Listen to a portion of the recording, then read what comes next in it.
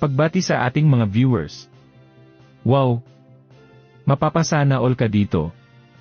Alam mo ba na inaprubahan sa ikalawang pagbasa ng Sangguniang Panlungsod ng Davao City noong Martes ang panukalang batas na magtataas ng taunang subsidya para sa mga kwalipikadong senior citizens mula 1,500 piso ay gagawin itong 3,000 piso na depende sa pondo ng lungsod.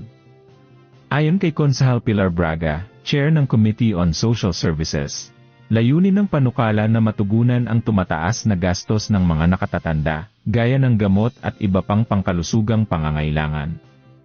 Sinabi rin niya na maaaring agad na ipatupad ang ordinansa kapag pinirmahan ng alkalde, posibleng sa Hunyo.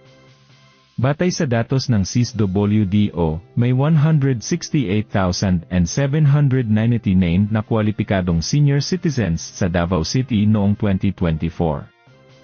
Patuloy pa rin ang rehistrasyon at pagsasaayos ng datos kasama ang Office for Senior Citizens Affairs ng Davao City. Klasipikasyon kung tulyang maisabatas. 60 taong gulang pataas. May opisyal na OSCA ID. Legal na residente ng Davao City nang hindi bababa sa 6 na buwan. Dati, kailangan ding rehistradong botante maliban sa mga 75 o may kapansanan na may katibayan ng paninirahan. Ang mga bedridden seniors ay maaaring makakuha ng tulong sa pamamagitan ng kanilang kinatawan. Basta't may sertipikasyon mula sa social worker ng SISWD. Nakapaloob na sa 2025 budget ang 255 million pesos para sa 1,500 na subsidya taon-taon. Kapag naaprubahan ang panukala ngayong taon, posibleng maisama ang dagdag na 1,500 ay maisa na sa 2026 budget. Ngunit may posibilidad ding maisama agad sa supplemental budget ngayong taon.